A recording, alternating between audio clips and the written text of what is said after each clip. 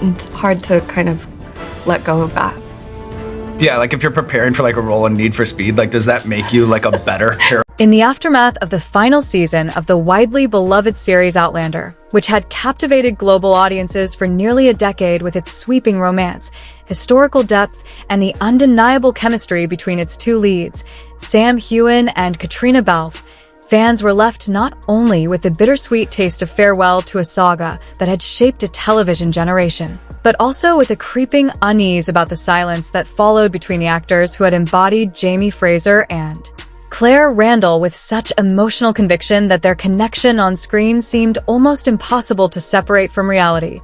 No longer were there shared behind-the-scenes photographs, no playful interviews where inside jokes and meaningful glances carried hints of a closeness beyond mere colleagues, no mutual words of gratitude for journeys shared, just silence, a silence that in today's hyper-connected age was louder than any denial, fueling a maelstrom of speculation on social networks, where narratives are constructed and deconstructed at the speed of rumor, and soon fans began whispering theories, some gentle, others accusatory, among which the most persistent was that a third figure, Dakota Johnson, whose fleeting presence alongside Sam at a Milan charity event had been captured by a single paparazzi lens, had somehow played the role of interloper, undoing not only a friendship of 10 years, but perhaps also the delicate, unspoken bond between two people who had shared the strange intimacy of fictional love lived in front of millions. And while tabloid headlines gleefully declared that the on-screen love story had fractured in real life,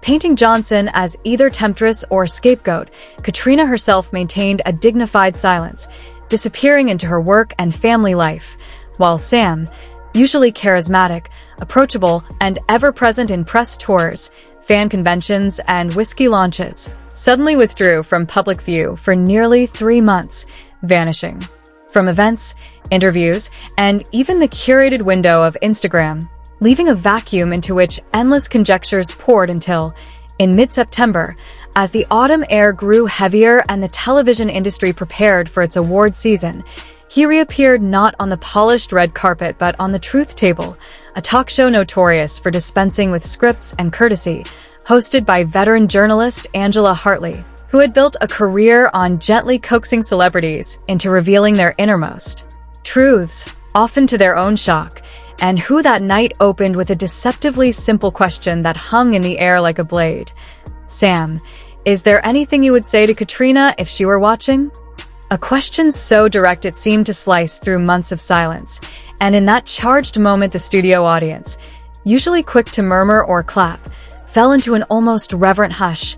all eyes on the man who shifted uncomfortably, fingers worrying at a silver ring on his pinky, a gesture that fans recognized instantly as tied to his alter ego Jamie Fraser, the symbolic talisman of a role that had given him fame but also, perhaps, blurred the lines between fiction and life. And after a pause that seemed to stretch unbearably, he uttered the words that would detonate across media and fandom alike. Yes, I want to tell the truth. The truth I've kept for 2 years.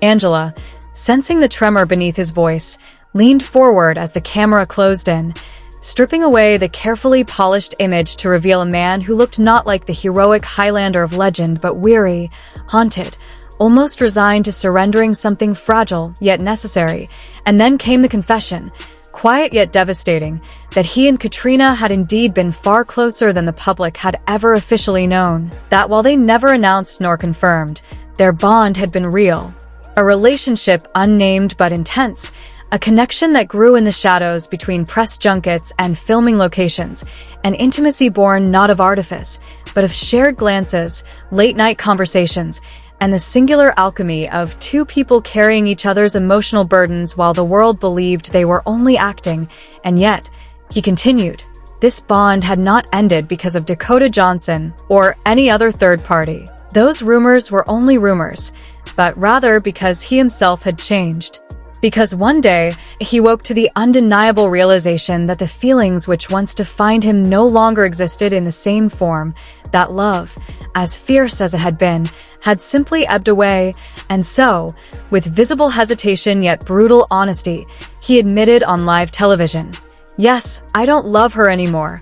Words so stark that the audience gasped, fans at home froze, and within minutes hashtags trended worldwide. Outrage and grief mingling as devotees who had invested years into the fantasy of Jamie and Claire, and by extension Sam and Katrina, struggled to reconcile the idea that such palpable chemistry could ever dissolve into something as ordinary as disaffection. But Sam, aware of the storm he was unleashing, pressed on, clarifying that he did not deny the beauty of what they had shared, recounting tender fragments that seemed pulled from both real life and a romantic novel. Walking hand in hand through rain-soaked streets of Prague while the world slept, sharing ice cream at 2 a.m. in Cape Town like mischievous teenagers, crying in each other's arms after heavy scenes that blurred the line between fiction and reality,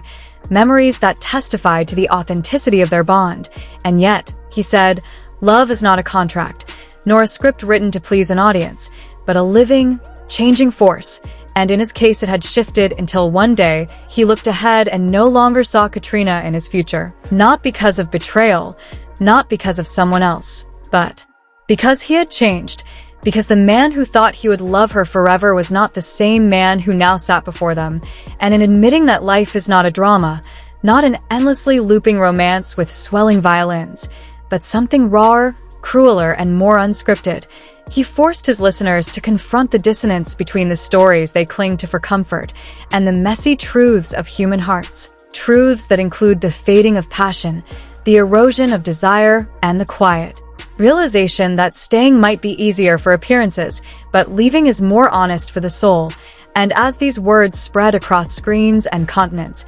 reactions fractured. Katrina's admirers condemned him for cruelty, for daring to dismantle the myth so bluntly, while others pitted him, recognizing the courage it takes to articulate a love that no longer breathes, while Sam's own fans, many of whom had long projected fantasies of being the woman beside him,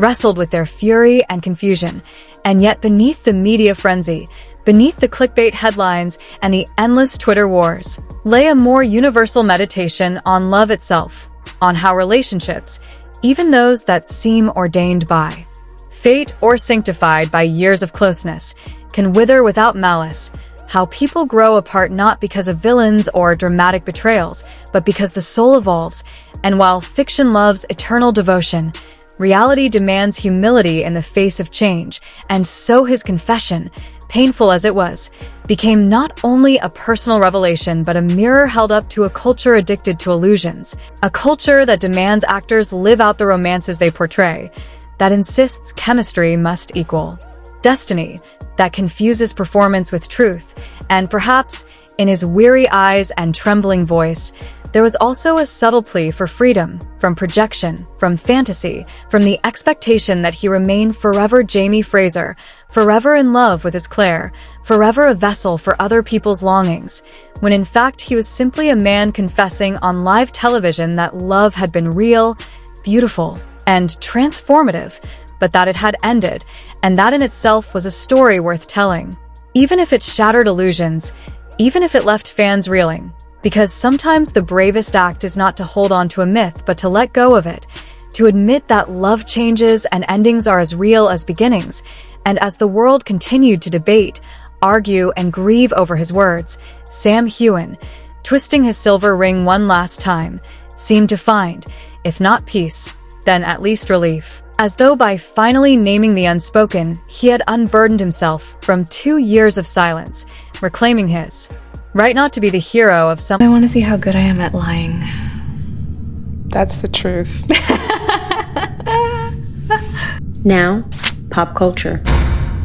When the hashtag Sam Heughan Truth soared to the very top of Twitter's worldwide trends in less than 3 hours, it was clear that what had begun as a deeply personal revelation had erupted into a global phenomenon. For in that moment, the actor known for embodying the romantic hero of Outlander had confessed to a truth that most people conceal, a truth that shattered the illusions fans had cherished for nearly a decade. And as newspapers across Europe and America rushed to package his words into striking headlines, Sam admits to abandoning Katrina.